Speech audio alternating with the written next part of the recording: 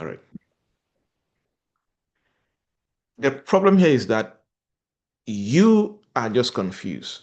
You have the career, you have the experiences, you have the journey, but the problem is which part of this career, which part of this experience can I turn into a payable product that I can actually monetize in a way that when I when you are executing your launching strategy, right? And that's one of the courses you're going to go through a 15 step blueprint with a 21 days launch sequence template that you can use to launch your products on different online platforms and make good sales. But before you start launching, how do you now convert these profound experiences from different areas into various products that you can launch? And one of the things that you will learn in this program is how to create 10 income streams from one area of expertise, which is very possible, right? And but to get to that level, what part of your experience can you now extract and say, okay, this is the expertise that I want to capitalize on and convert it into 10 different sources of income, and I begin to launch them using different strategies that you are going to be able to have, right? Because if you stay in career confusion or experience confusion, you are going to be ignored in the market. Why? Because the marketplace rewards specificity, right? Or expertise or transformation that they can understand. And that's why when you're confused, you find it difficult to be marketable. So, clarity is one of the things that you must know how to get in order to be marketable in any industry.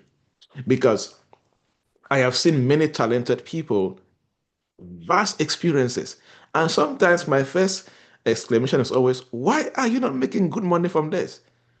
And they're like, I don't know what to do, right? Because you can be talented and not marketable.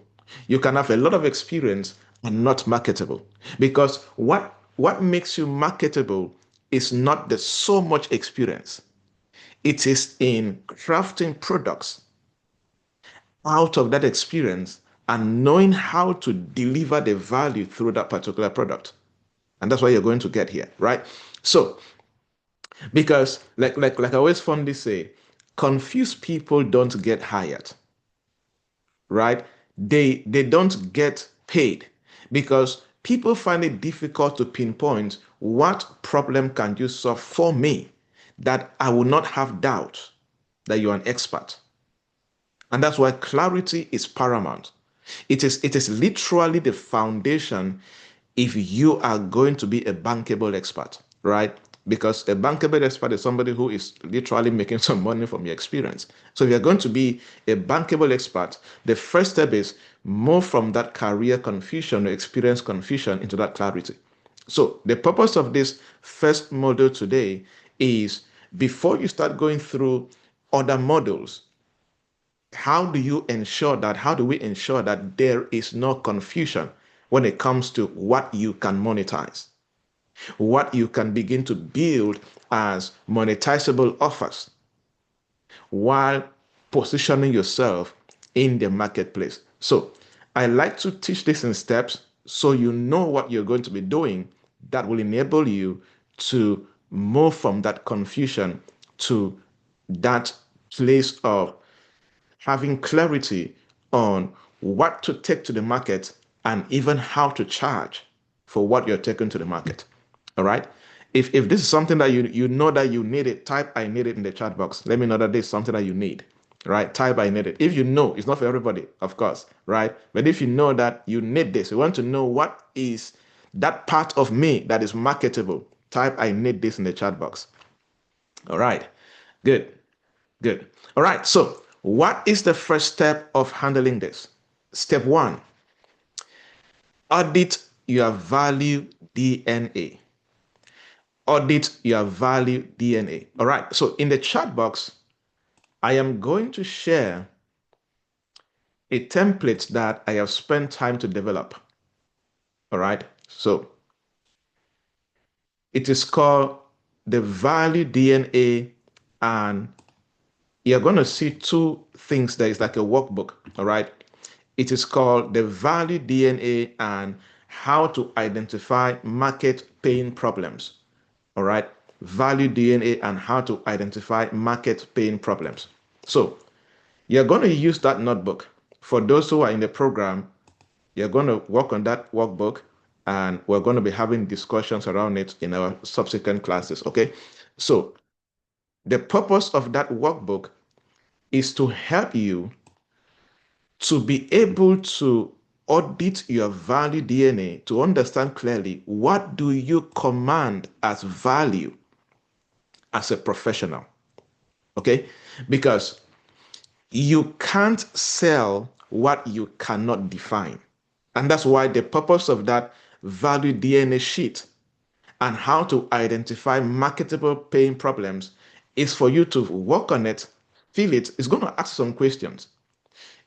Your goal is in that workbook is not to be perfect, is to be transparent, is to try to pour out your experience on it as much as possible because it is going to help you to see patterns of where you are good at and the problems that are marketable in a market that you can solve and get paid for those problems. Okay? Because if you don't audit your value DNA, you will not be able to define exactly the value you command in the market. And why is this important? Because you cannot sell what you cannot define. You see, when you're having a sales conversation, let's say, for example, I was having a sales conversation today for somebody who wanted my consulting products, and I charge a fee.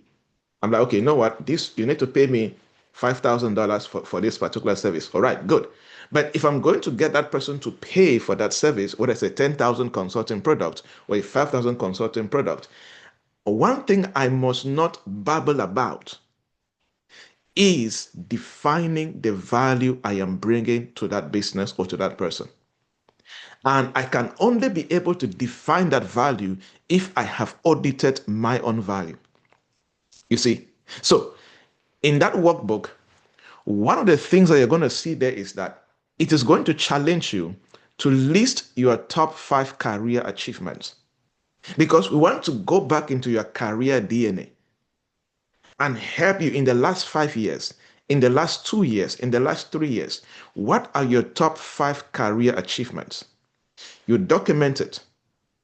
Even if you won an award, write it there.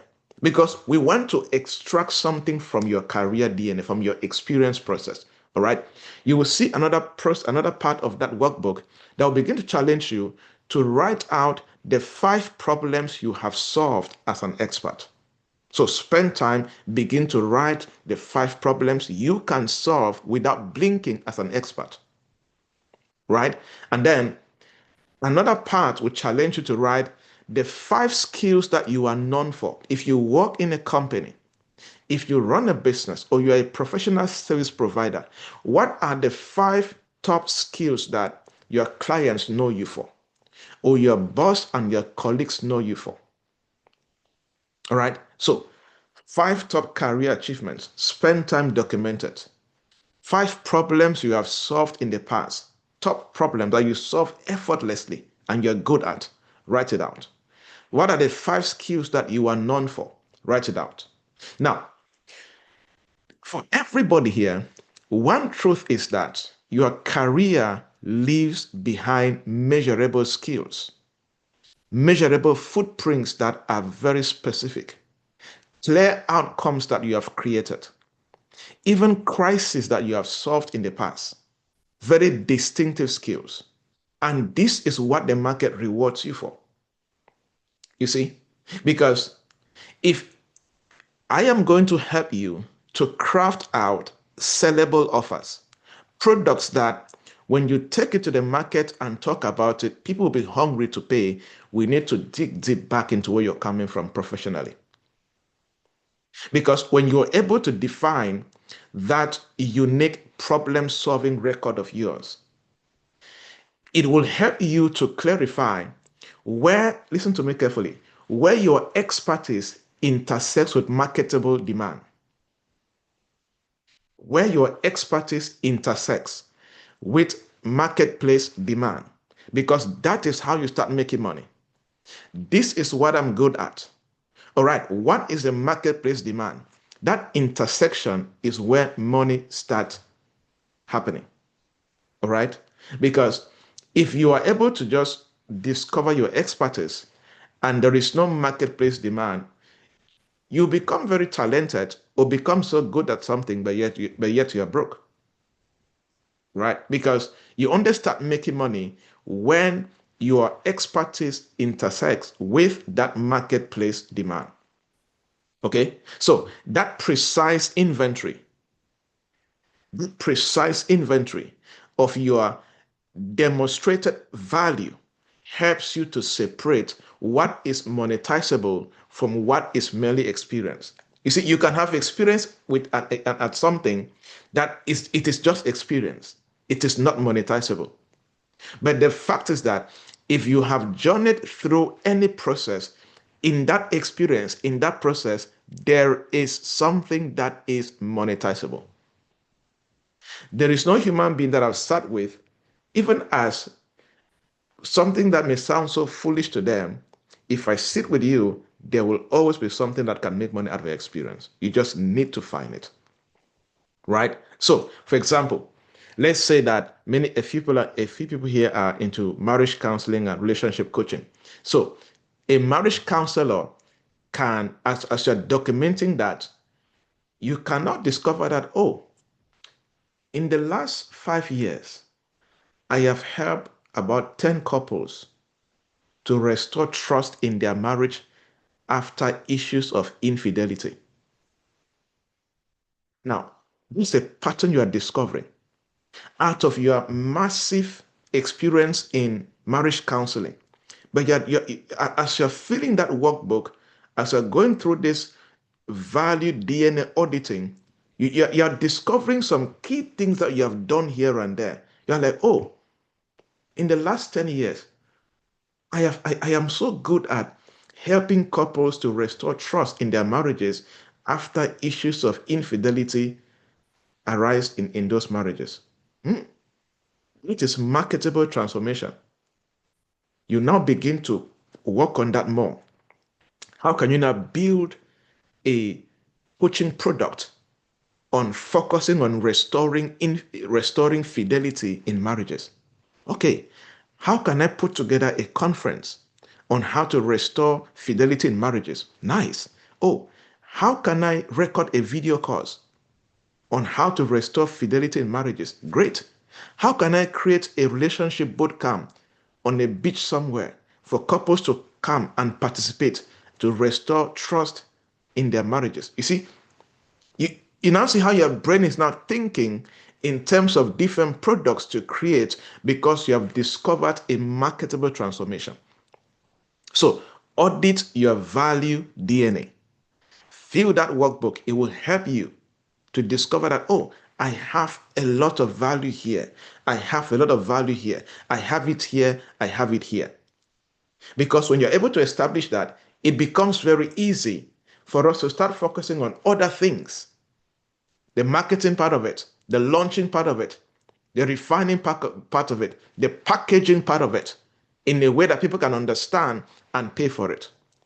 So when you audit your value DNA, you now go to step 2, which is identify the market pain problems. Very important step.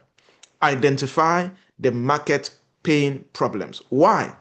Because you see, human beings are selfish. I am selfish. You are selfish, whether I like it or not, right? It's a human nature. We are selfish as human beings. So, what does that mean to you and I? And what does that mean for us in business? It means that people don't pay for skills.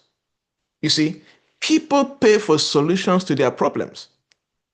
That's why you go to the doctor. When you're in pain, like I always give an example that I don't think that many of us have ever gone to a doctor and we're like, uh, which church do you go to?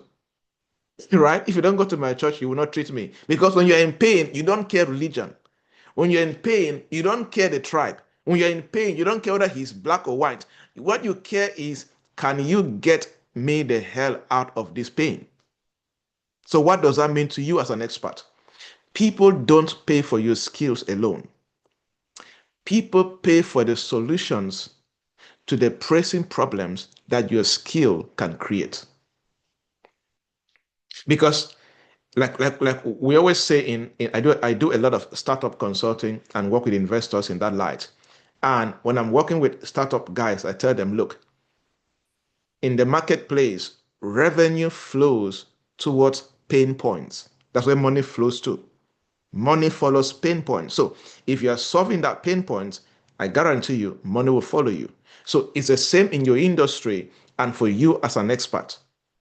When you identify the market pain problems, you will be able to attract money coming to you, right? Because you are solving the pressing problems of people, because you're addressing the pain points of people, and revenue begins to flow through you. Now, when you go to, I think is page 4 of that workbook I've shared with you, it will begin to challenge you to do some work to begin to discover the kind of pains, the biggest challenge that your target market is facing, right? You talk to them so that you can analyze their responses and begin to understand what is the challenge for these people. What is the impact or the cost of this problem in their life? What is the frequency of this particular problem in the life of that person? Because this is also important for pricing, right? For example, I have some consulting offers that when you come to me, when I put my price, like you go up and come down is a problem. I know that that problem is hurting you so bad, you still pay, you end up paying me, right? So I don't over bargain about that some particular programs, because I know that whether I like it or not, the problem is serious for you, for your business. So you go up and come down, you still end up paying. If you don't pay, that's fine. I'm not feeding the problem. I'm not feeding the product actually, right? So I'm not desperate to get paid. But I know also what I know also is that I am solving a pressing problem for you, that whether it's expensive or it's not expensive for you, you will end up paying. Why? Because I know that the solution is addressing a pressing problem. You see, when you get this done, you will stop getting agitated when you, let me put it this way, you will stop being afraid when charging for your service. Like I always tell people, sometimes when you tell somebody your price, shut up. Many people don't know how to shut up. They are agitated. What if they don't pay? Will they pay? Will they go? Will they stay? No. You are not yet a serious businessman if you still have those kind of fears. Come to a place of confidence in your product, in yourself. Well, when you tell somebody your price, shut the hell up. You can say other things, but let that price stay, except you have made up your mind to offer discounts, right? But don't allow agitations or anxiety or fear to make you start dropping prices when nobody actually asks you to drop their prices, when they didn't, where they did not even complain that the prices are too much, right? Now, you also get to this level of consciousness and confidence when you have identified the market pain problems and you have developed the solution that solves that pressing problem. And you're confident in the solution, in the delivery, and of course, in the outcome. Okay? So that's why one of the best things you can identify as a professional, as a business owner, is identify the costliest frustrations your audience or your target market always face. What is the costliest frustrations that people who have this problem face? When you identify that frustration, you now drive your conversation around that. You will most at times close the deal and get paid. You see, because you can only uncover opportunities when you understand the market pain problems. And you can only begin to command premium pricing and even experience rapid adoption of what you're selling when you're clearly targeting the market pain problems for the right people. You see, because when you also study the marketplace, you understand that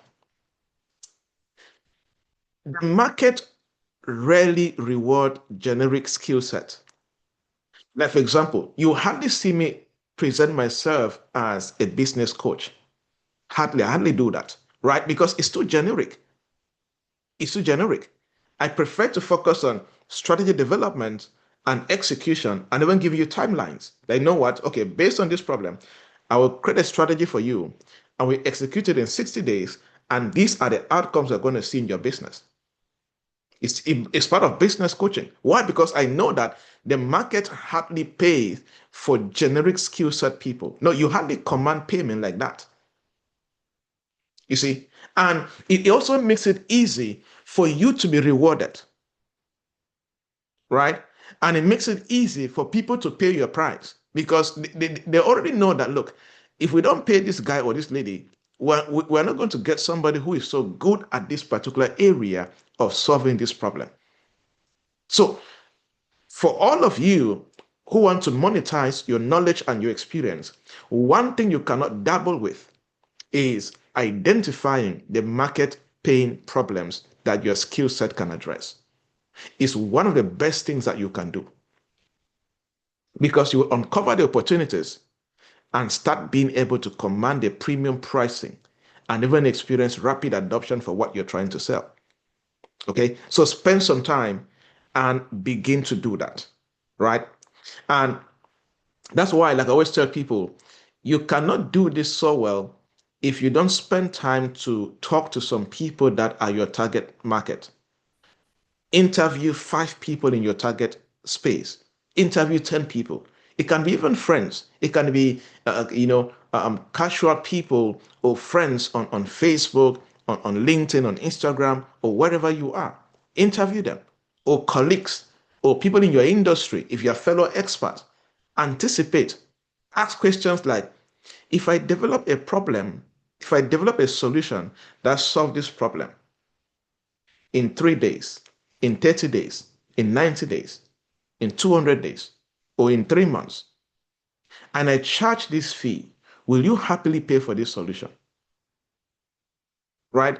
And one of the things that I do for those who follow me on social media, especially Facebook, sometimes I'll post very short quotes. And those quotes, many people think that there are quotes, but I'm using it to gauge the market. I see reactions, I see comments, I see questions, I see disagreements and agreements. It helps me to confirm that, oh, this product you're building is going to solve problems for this set of people. It's another way to do that, right? So, how do you identify market pain problems? Apart from assumptions, apart from experiences, go deeper and try to talk to a few people in that target market. Ask questions like, based on this particular area, what is the biggest challenge in this area? What are your biggest frustrations? Why? Because you want to validate that the problem exists and you are also validating your own idea. When I'm doing business coaching for startup, one of my laws is that if I'm working with you to launch a product into the market, I don't we don't launch that product if you have not interviewed at least 200 people in your target market so that we avoid guesswork and assumptions. The data will help us understand, are there really frustrations in this particular sector of the market? The people you're targeting, do they have the frustrations? And if yes, now let's look at your product. Can it solve the frustrations? And if yes, at what pace? What duration? At what cost? Okay, looking at the cost, can they afford it? If yes, all right, you see, the product start making some sense for the founder and the same for the target market. So it's the same for many of us here that want to start monetizing your knowledge and your experience. You have a lot of experience and processes that if you create frameworks and lead people through, they will see amazing results. I think course 10 talks about how to create a framework from your experience and use that framework to create transformation for people. You see, so you do that. Now, let's look at, let's say, an accountant, for example. Let's say an accountant, you discover that, oh, small and medium-sized enterprises, they struggle with paying taxes and they end up incurring tax penalties. That is a problem. That's an example of a market paying problem. So as an accountant, you can start thinking, oh, maybe if I establish a penalty preventing consulting service, many small business owners are going to pay me. You see, but this can happen if you truly discover that, oh, the SMEs in the marketplace, they have issues with actually paying taxes. And because of these issues, they end up not paying taxes on time and they incur penalties. Right? So that workbook will help you to also identify clearly the market pain problems that you can solve with your skill set and with your knowledge. All right, number 3, what is the third thing to do when you are trying to move from that confusion to clarity to products or to services that people can pay you for? Extract the hidden patterns.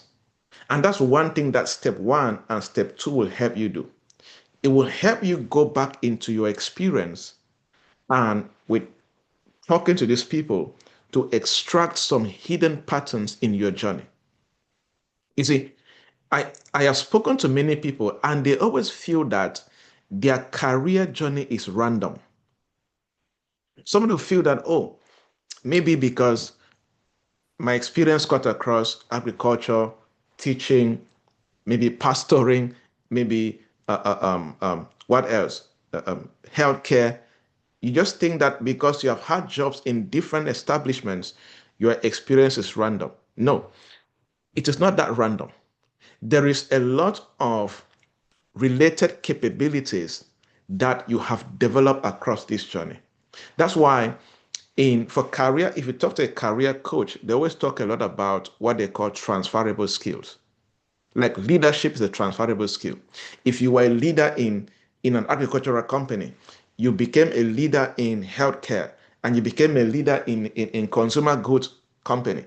You see, you are leading teams and all of that. There are some experiences that even though you're cutting across different industries, there are some skill sets that they are transferable. There are some capabilities that are strongly related. And that's what I'm calling hidden patterns. So if you look at where you're coming from, you may feel that your journey is random. For example, I was talking to a lady and she's at the moment she's a stay-at-home mom. But before that, she was a professional and she was working. I'm like, look, don't feel that you're staying at home with your kids.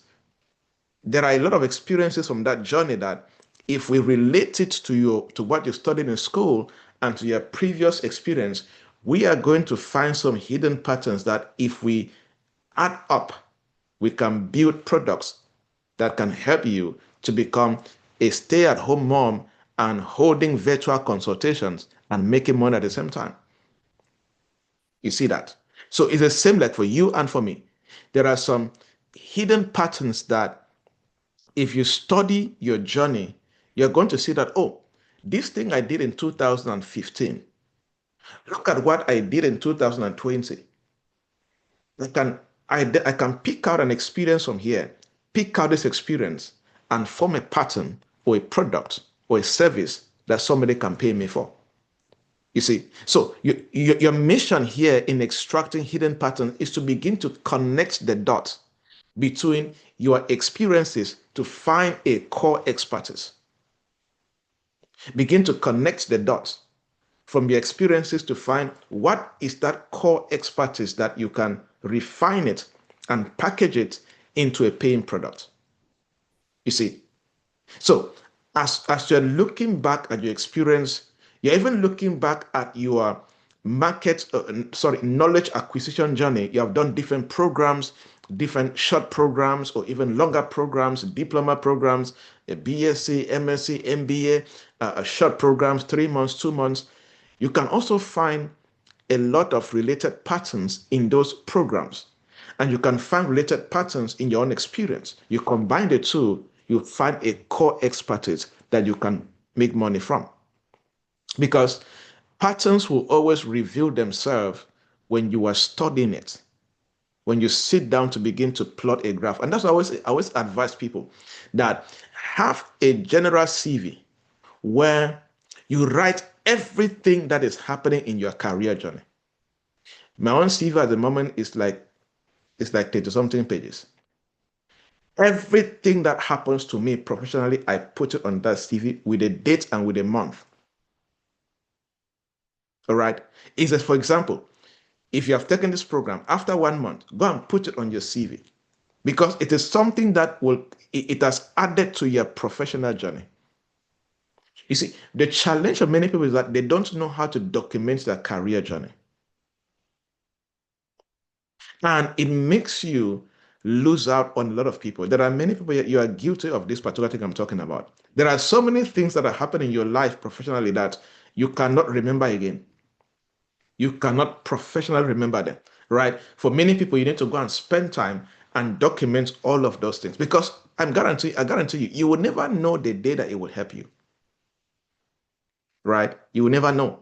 And there are some experiences that there are some opportunities that they will not be looking for your particular expertise. They want to look at your journey. Okay, let's look at his journey. Can we trust him with this project based on his whole journey? You see that? And apart from that, it will help you to find core expertise because you now have different experiences that you can connect dots. This is what happened here 10 years ago. What is happening currently? You can see a dot, you can see a pattern that if you connect it, you can now refine into a whole product. Okay. So for many of you in this program, one assignment you may have is go and sit down, try to document your journey into a general CV. And thank God for things like Google Docs. Mine is on Google Docs. So anywhere I find myself, I can access it, right? So any little thing that happens to me, I document it. I put it there. Because many a times I go back there and I pick a few things that I can use to refine what I'm building currently, or even an opportunity I am trying to apply for. You see, because let me tell you something, guys. As a professional, there is no wasted experience. I am telling you, there is no wasted experience. As long as you are growing, see, if you are growing in your professional journey, whether you're an entrepreneur or you're a professional, you're a working professional, there is no wasted experience. Is it a 1 day conference, a 2 days conference? Is it a project you did in church? Is it a project you did in a family business? There is no wasted experience. Let me tell you something that happened one time. I was recruited. I used to do that a lot, but now it is very, very minimal. Where I used to be invited to because I used to run a recruitment firm a few years ago. And I used to sit on a lot of recruitment boards, right, to recruit executives and young people and fresh graduates and all of that.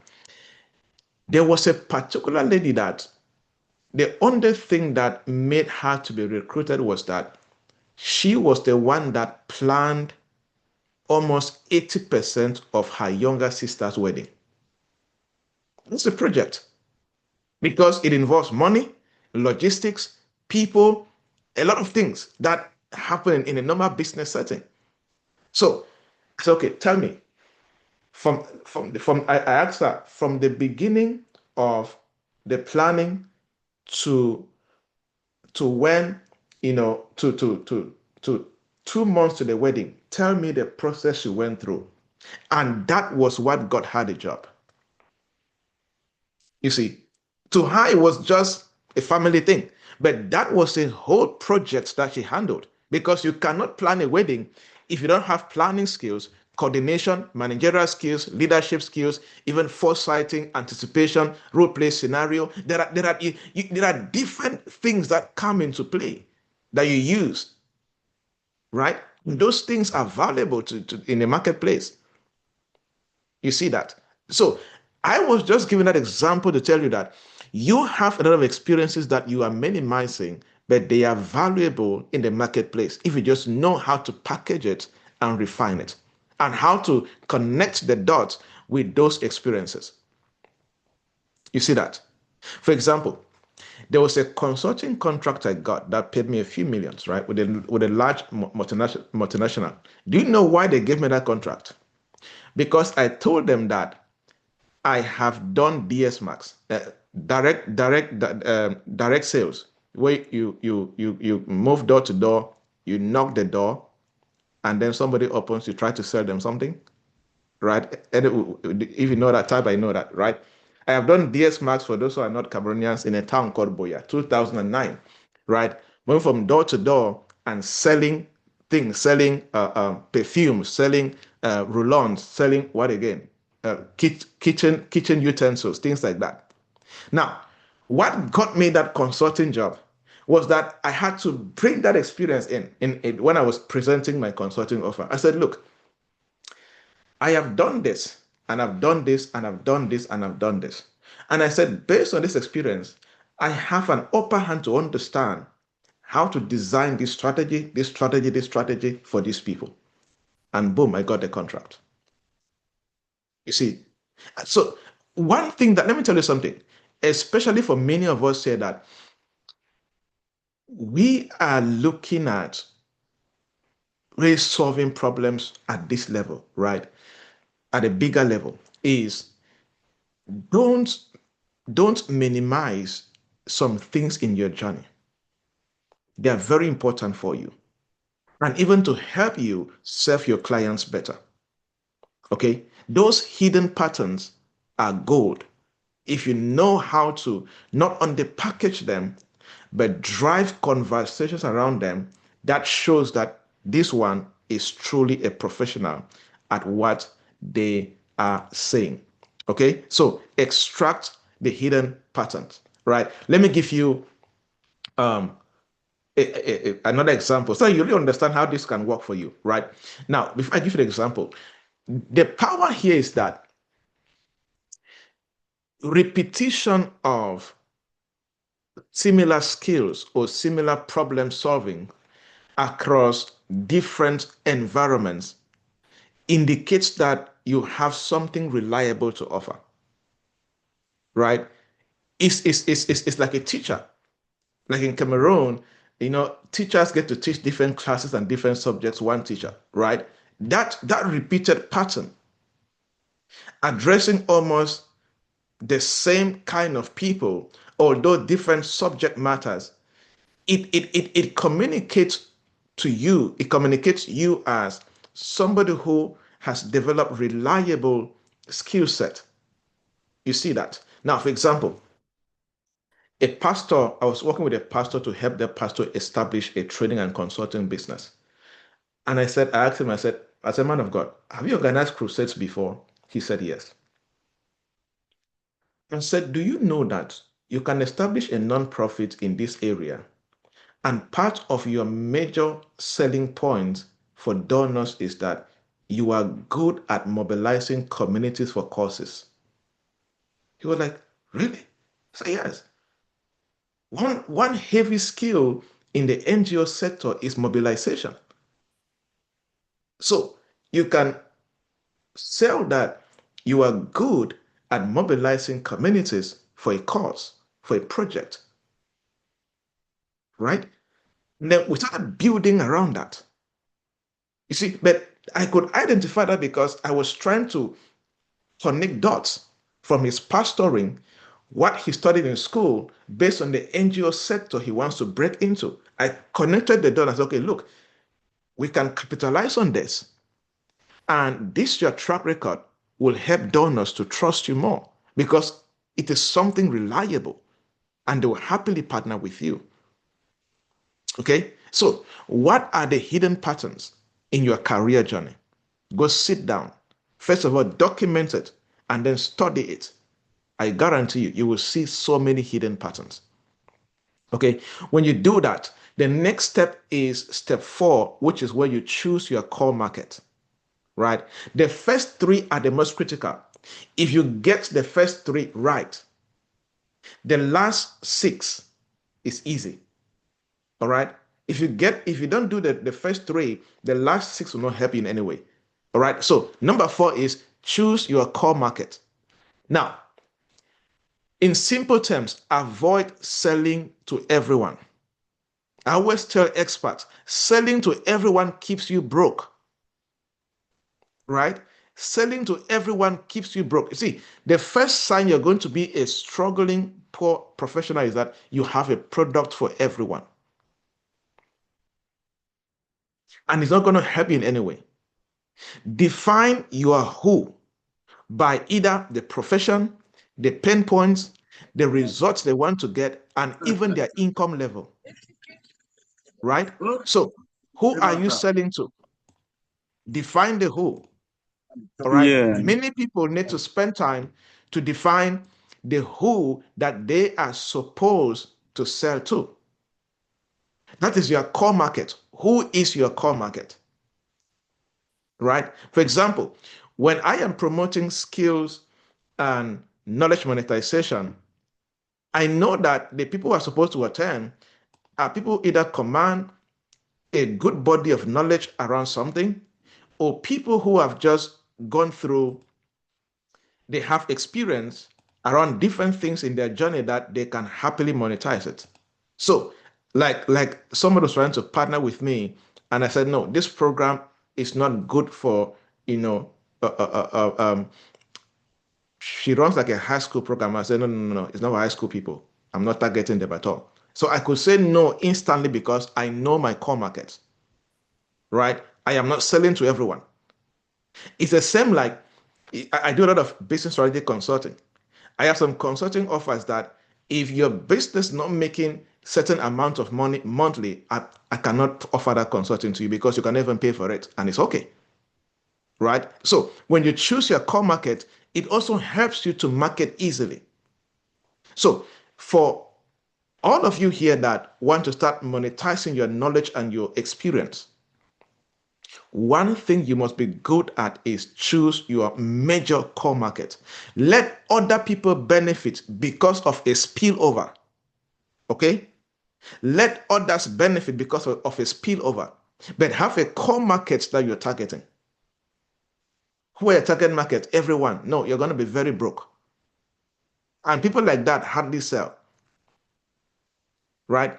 So define your who or your target market either by their profession, by their pain points, by their desired results, and even by their income level, or even where they live. All right? Because defining that specific market will force clarity on who truly needs your services. Because without this clarity, you are going to dilute your message and you're going to waste a lot of effort chasing everyone. You are not supposed to be chasing everyone. You are supposed to position for the core market to find you and happily pay for you. A good businessman does not chase. A good businessman positions, right? And then they start paying for you. So, looking at that particular product or that particular skill set and experience that you have, who are likely going to be your core market? Because one thing I love about the core market is that they understand your language and you understand their language. So your market messaging, your advertisement, your content creation becomes easy. Like I always fondly say something that if you my posts on social media hardly go viral, but I'm always getting clients because I'm posting for the right people. I'm not posting for everybody. Like sometimes I write very long content that somebody said it's too long for me to read. I came and replied, I'm not writing for you. The guy got angry, right? I'm not writing for you. The people I'm writing for, they read and they ask more questions and they end up paying me for a service, right? So I know my core market. I know who I'm writing for. I'm not writing for everybody. So if you don't have the patience to sit and read and think through, You are not my target market, and I'm okay with that. You see that? Because I know my core market. I know who I'm targeting. And if you are going to if you are going to ever charge premium clients, premium price, you must be good at choosing your core market. Please. You must be good at choosing your core market. Okay? Because when you clearly understand the core market and their frustrations, and you clearly establish the transformation that you bring into their lives, you easily charge a premium price and they easily pay for it. Right? And here's the beauty in the marketplace. When you narrow your market, the higher your perceived authority. When you narrow your market, the higher your perceived authority and the higher you can charge for it. Right? Let me share with you a story. I have so many stories from my journey I can share with you guys. Right? In 2020, in the heat of COVID-19, there was this international NGO in Cameroon that wanted a particular expert. So they could not bring the expert from the US because of COVID-19. And they were talking with the US Embassy. I've done a few programs with the US Embassy in training and all of that. And then I said, do you know Joybert? I said, no, not head of him. So he can do this. He's the only person that we know that can do this. Because we're trying to lobby for, the US government to allow the person to come in and all of that. They say, no, if this guy cannot come, he can do it for your team. He's the only person we can recommend at the moment. And then they recommended, they came to me, I charged my price. Because what they were asking to train for is a narrow skill. And that was a narrow market. Right? And my authority was perceived high. So I charged my premium price and I stayed there. So either you pay me or you go import the guy I want to import. And I stayed there. They went up and down, up and down. A few days later, they came and paid the fee I was asking for. Why? Narrow market, perceived authorities increase. You see, there are many people that people cannot vouch for you in a particular area. You are trying to please everyone, and nobody rises like that. Even Apple is not selling for everyone.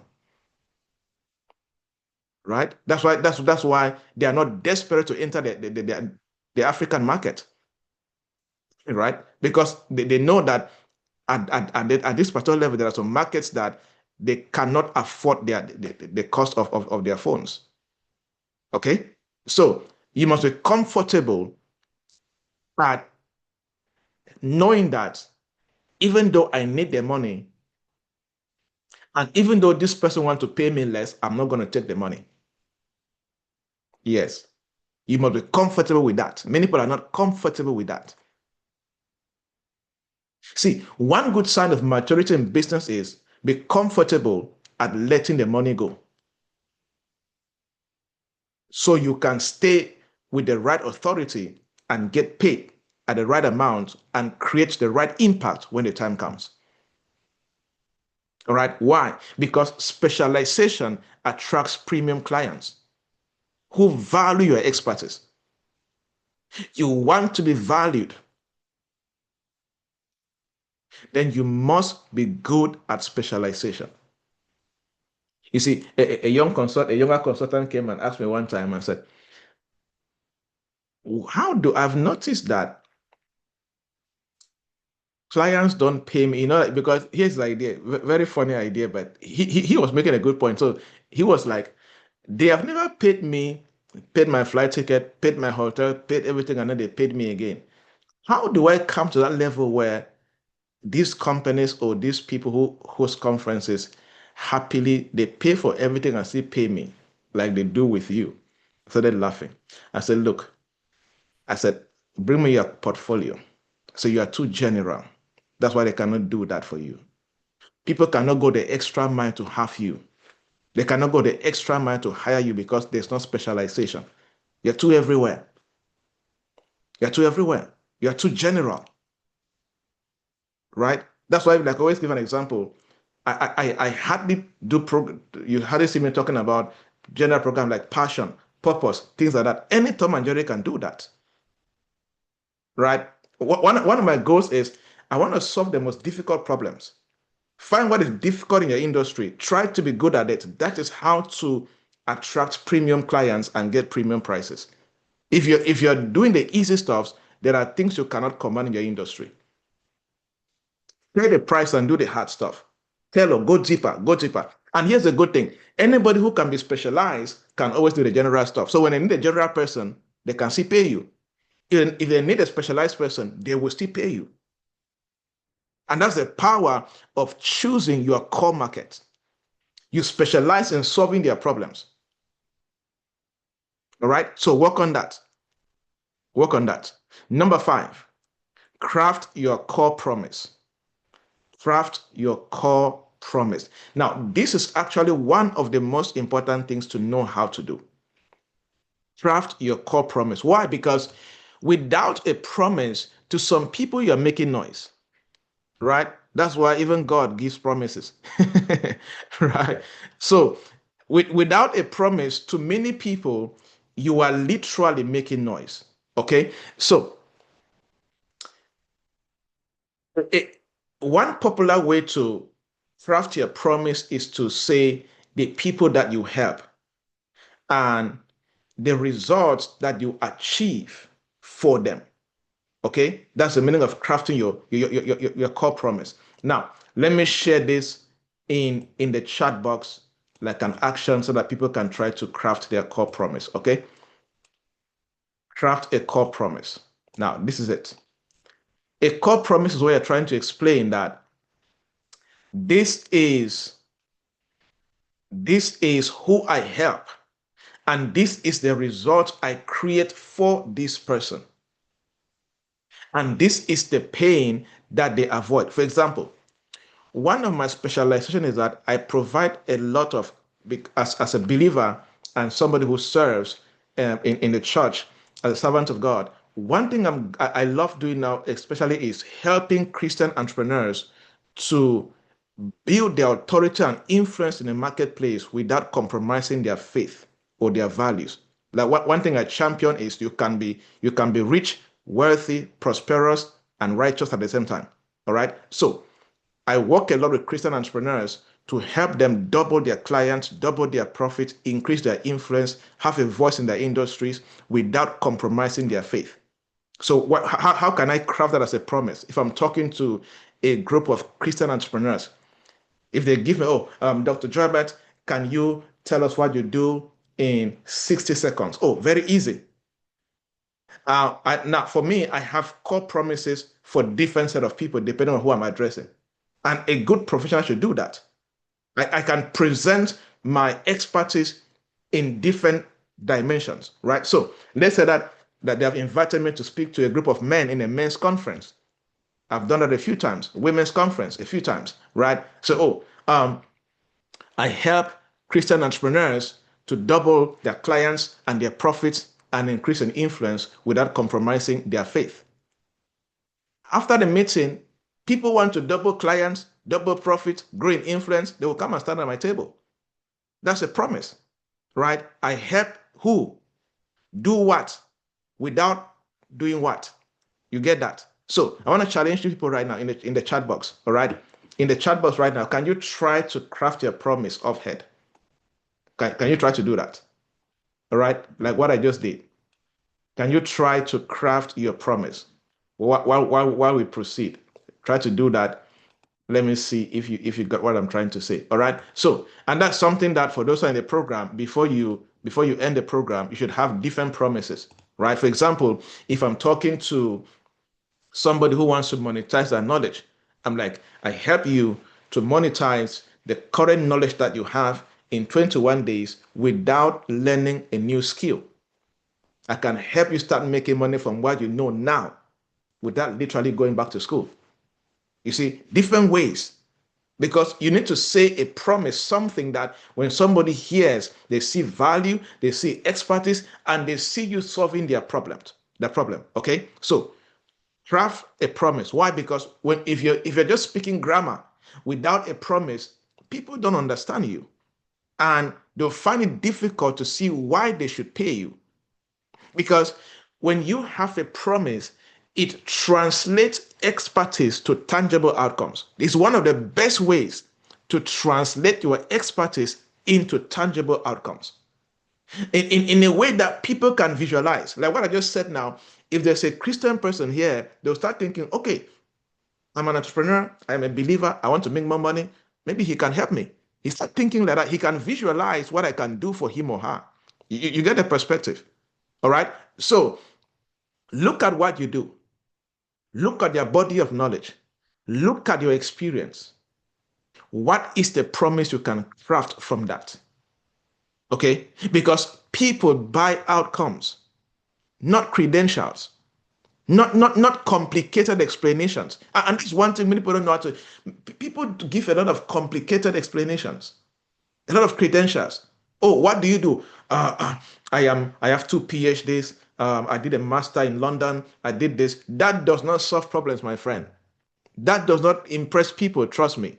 I have been on a few rooms on a few different countries. That does not help people.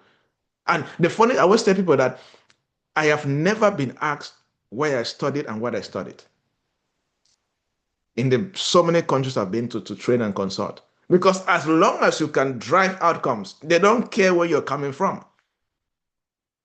Right? They don't really care. Just can you solve this problem from in my business, in my life? Can you do that? That's what I'm looking at. You see that? So, and here's the trick. Good. I like seeing that. That's awesome. Look at all these promises. Now, here's the thing. The first one must not be perfect. Okay? You are going to refine it, and then you're going to have a few. And then the more you work on it, you begin to discover that, oh, I can have a promise for this person. I can have a promise for this, a promise for this, a promise for this, a promise for this, and all of that. And that's how you begin to have a few promises, but around one central area of expertise or experience or industry that you can command the result. Okay? So write down those promises, perfect them, and you'll be amazed at the kind of impact that you can create. Now, number 6, after you have a promise, the next thing to now create is to design your flagship offer. For those who are in the program, there's a course that will teach you how to create high value products from your experience. That's your flagship offer. How to create a high value product, because there are high value products that governments can pay you for, products that corporate organizations can pay you for, products that universities can pay you for, right? Products that even churches can pay you for, right? So after you craft your promise, because your promise, it gives you like the base, you now begin to stand on it and begin to build other things like a flagship offer, a flagship product, right? Why? Because every expert needs a signature service that people can remember and refer them to. Every expert needs that.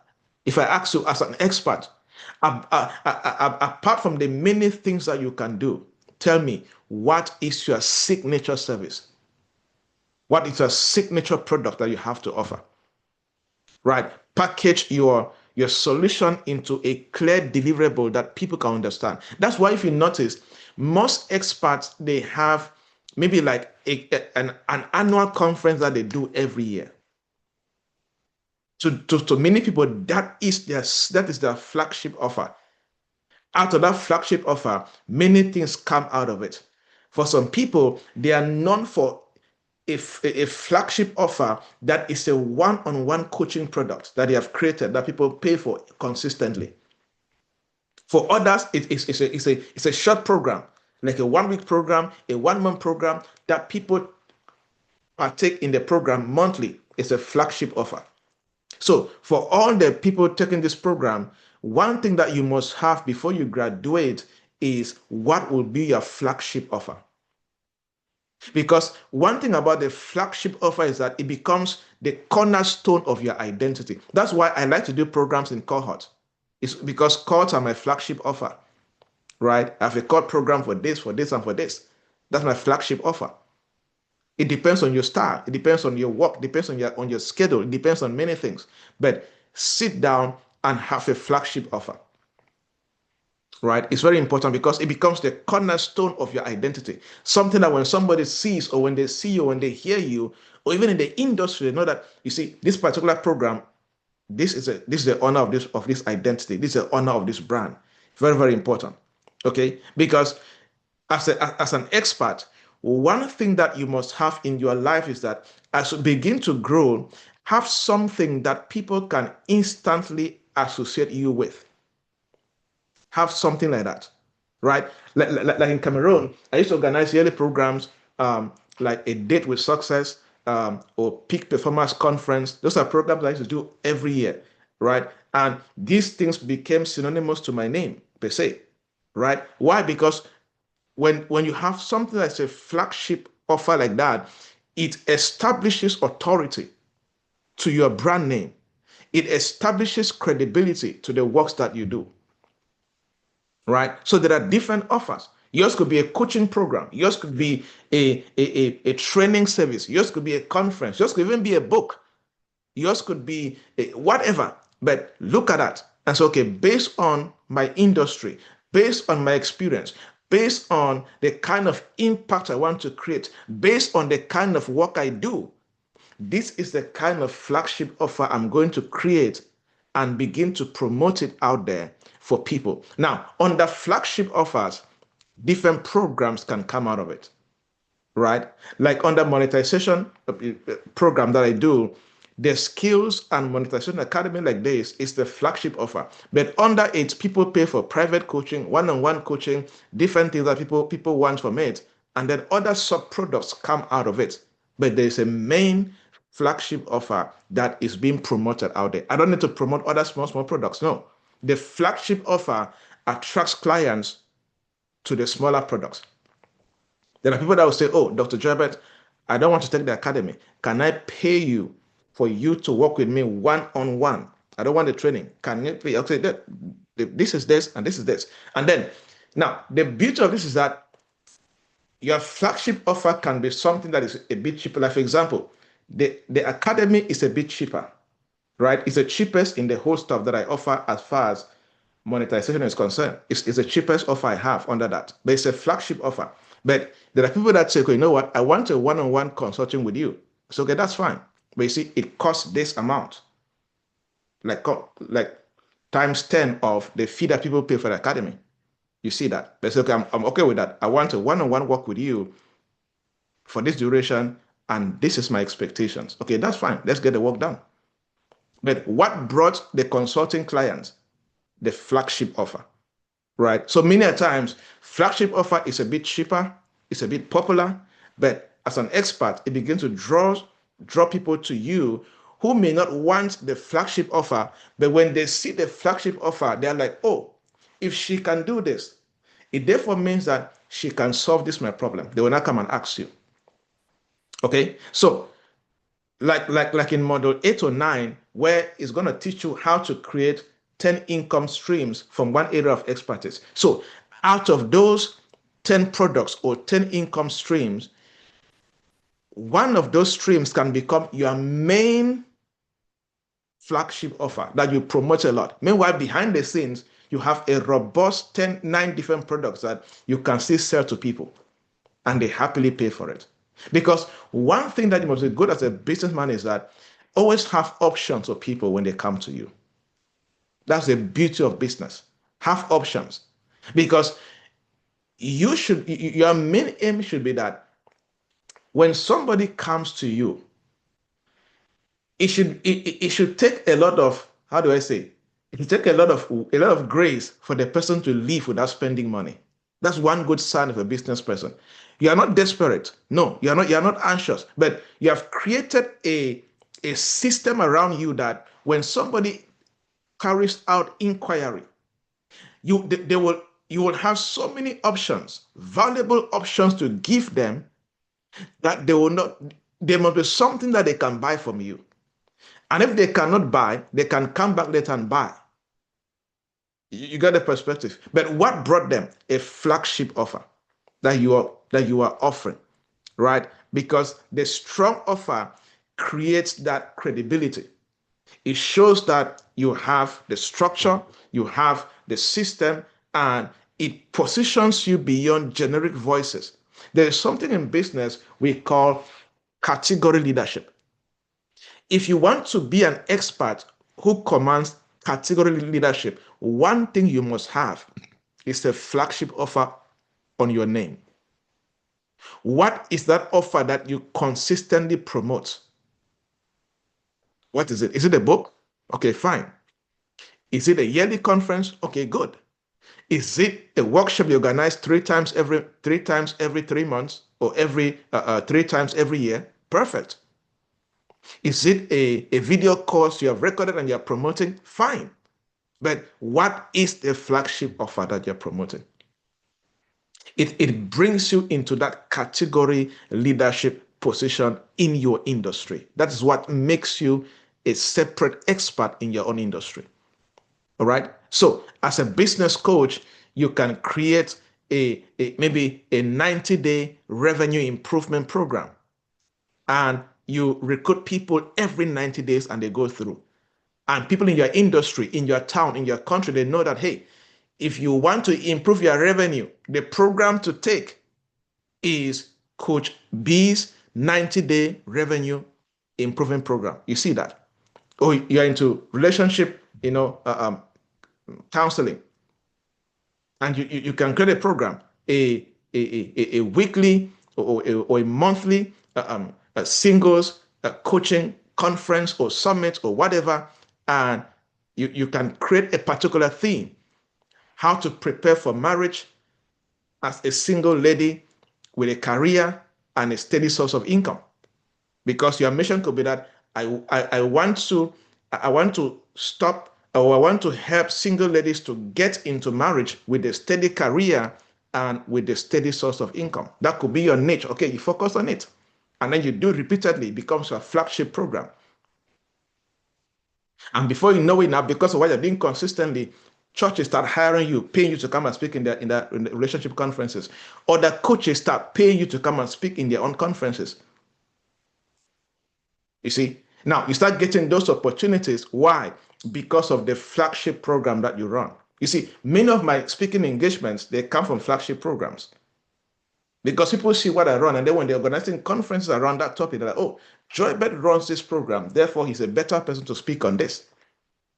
You see? Why? Remember, I said that a flagship program is the cornerstone of your brand. It gives your brand a voice in the marketplace. Okay? So, if you do these 6 things, you will say bye-bye to confusion. Bye-bye to having any confusion as far as your career or your business or your experience is concerned. All right? Because that was the focus of today. How to move people from being confused on what part of my career can I turn into a product that can make money. So if you go through this 6-step process, I guarantee you, you will be able to do that. So for people who are in the Academy program, I want to challenge you to ensure that you fill that workbook. All right. When we're going to meet next time in our live class, you can happily share them with me while you fill and ask questions, and I will happily provide counsel where necessary.